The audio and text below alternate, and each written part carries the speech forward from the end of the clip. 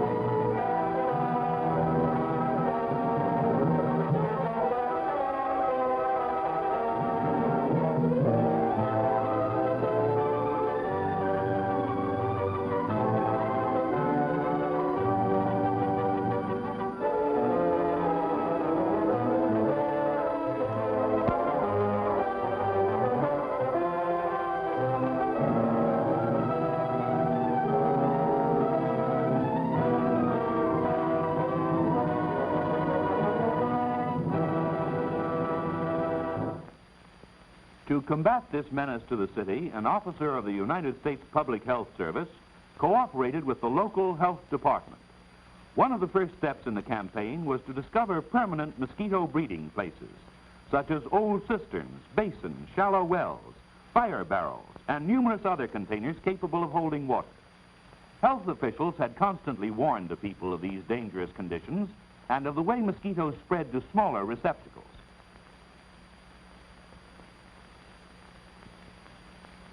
After a period devoted to study and surveys, the extent of breeding of the dengue and yellow fever mosquito was determined. A special meeting of health officials set in motion the anti-mosquito campaign. It was decided that a concerted effort would be necessary, enlisting the aid of every source of publicity, together with the organized individual efforts of all the people.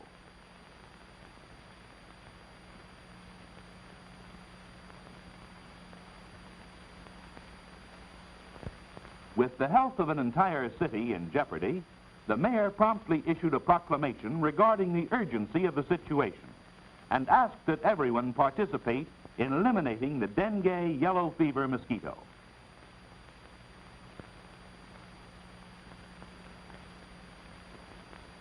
Newspapers proved particularly valuable in awakening the public to an understanding of their common danger and mutual dependence.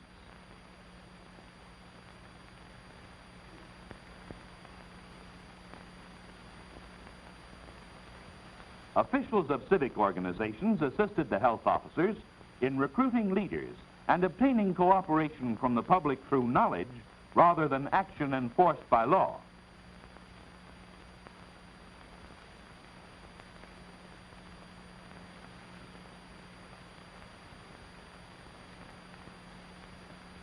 Theaters exhibited short films showing methods of control of the dengue and yellow fever mosquito, Aedes aegypti.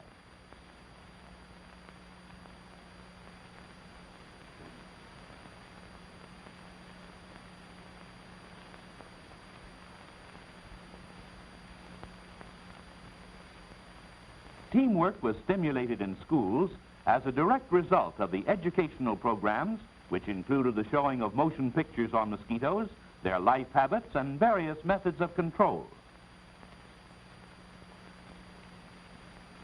Children are impressed by this method of presentation. Such knowledge acquired by these citizens of tomorrow will be of great influence in the building of healthy, prosperous communities of tomorrow.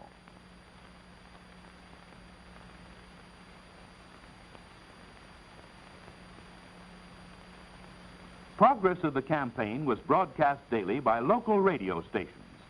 This method was most effective in reaching the housewife, the self-appointed guardian of the family welfare, whose cooperation is vital to the success of any health campaign.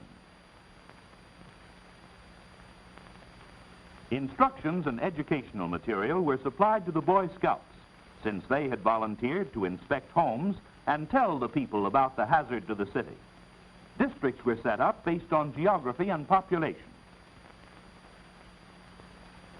As an additional incentive for action, it was decided to give a V-Merit Award to cooperating residents. Pamphlets on the Aedes aegypti mosquito were made available for distribution to every home, together with an instruction sheet showing methods of destroying their breeding places and posters urging definite action.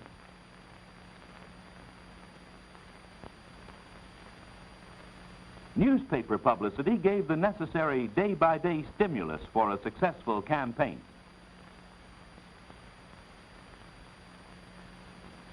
School children were eager to take part in the mosquito control program since they had been so thoroughly informed of its importance. Teachers emphasized the necessity of the campaign by personally distributing literature for the children to take home.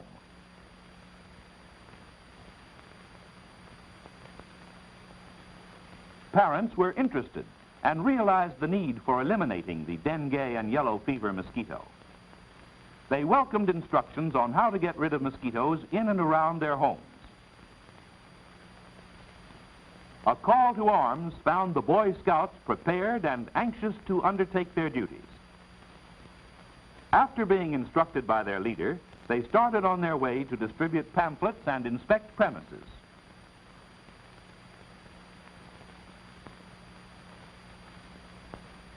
The Scouts greeted housewives in their usual polite manner and consequently received cooperation and assistance. Each scout had received instructions about possible breeding places and was determined to make a thorough inspection of each home. This attitude often stimulated the housewife's concern and careful observation. If it holds water, it will hold mosquito larvae.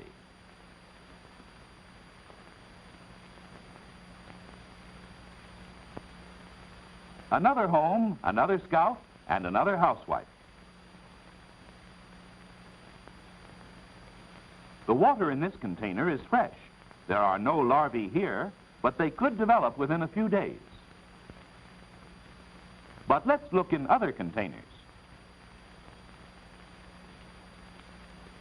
Ah, here they are.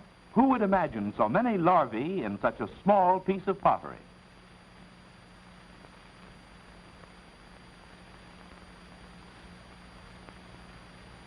Any container capable of catching water is a potential mosquito breeding place and should be immediately destroyed or emptied and turned bottoms up.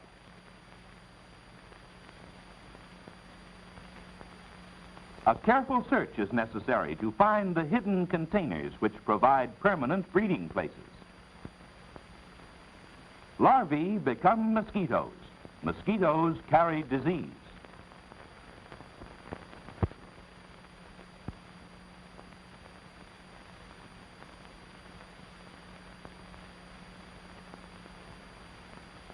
Inside or outside, it makes no difference. Man-made containers, small and large, harbor Aedes aegypti mosquito larvae.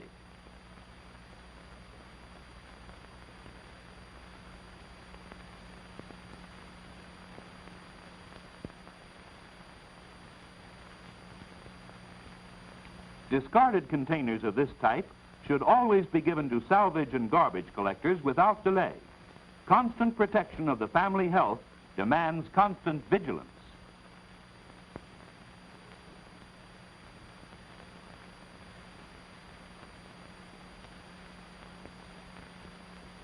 All drinking pans should be emptied and washed at least twice a week.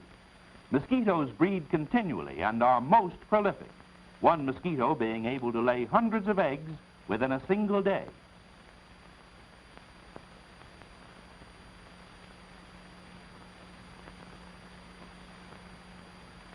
After each home had been thoroughly inspected, the cooperative housewife was given a merit award. Display of this award was evidence of her intention to continue keeping her home free from dengue and yellow fever mosquitoes.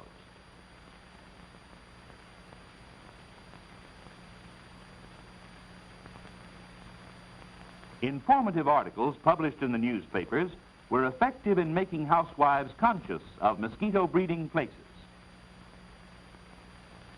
The effect of this information was often instantaneous. Horrified? No wonder. Such a small plant and all those wiggle tails in the water.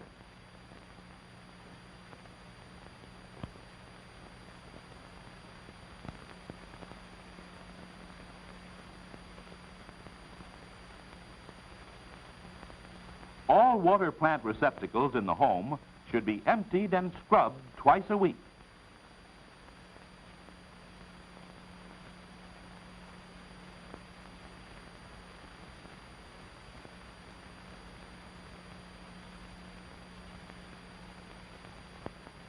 The stems of the plant should be carefully rinsed to remove any remaining mosquito larvae. A simple operation indeed, but only by such precautions can any home be kept free of the disease-carrying Aedes aegypti mosquitoes.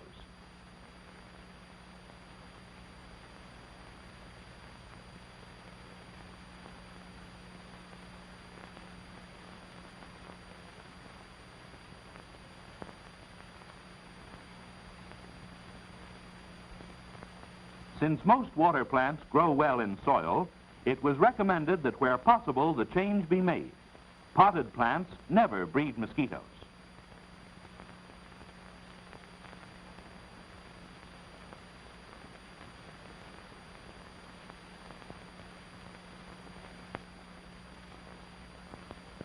Girl Scouts were enlisted in the all-out campaign.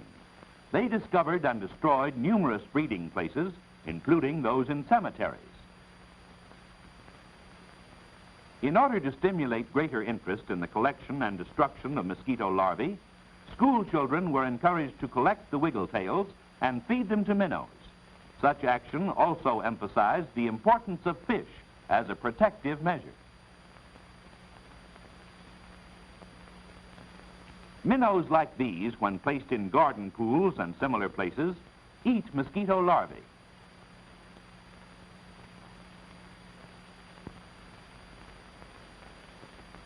Every section of the city was thoroughly inspected. Vacant lots were found with accumulations of refuse. The scouts punched holes in containers to make sure they would never again be capable of holding water and mosquito larvae. Community cooperation is essential in all health education programs, since cleanup in one area contributes to the welfare of the entire community.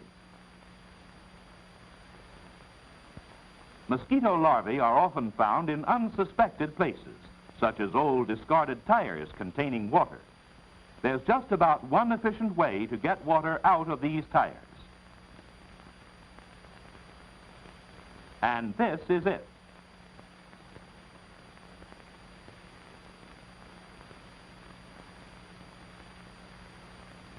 After the water is removed from such tires, they should be stored in dry, sheltered locations until salvaged. This man, by cooperating in the campaign, helped protect the health of his family and neighbors, thereby receiving the Merit Award.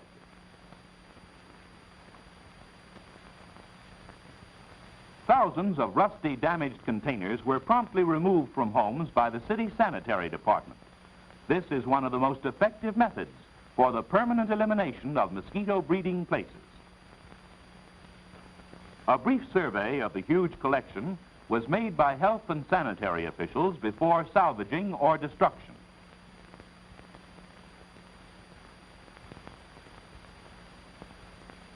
Posters were displayed throughout the city to keep the public ever mindful of the mosquito menace.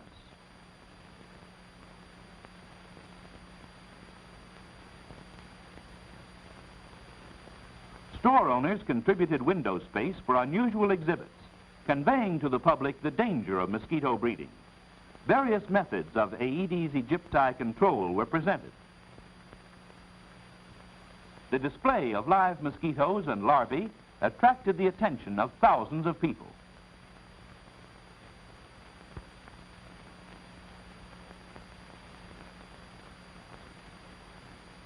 The larvae-eating minnows impressed many spectators as being an effective way to combat the mosquito hazard. the aroused public attitude assured the success of the anti-mosquito campaign.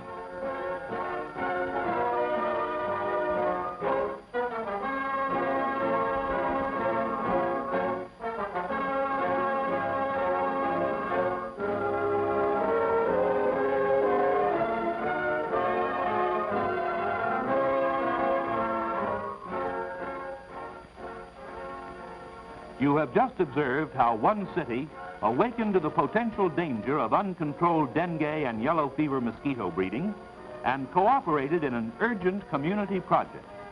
By organizing the entire population of the city, immediate results were obtained and citizens continued the control program to ensure permanent freedom from dengue and yellow fever. Every community has a wealth of resources, but its greatest resource is its people.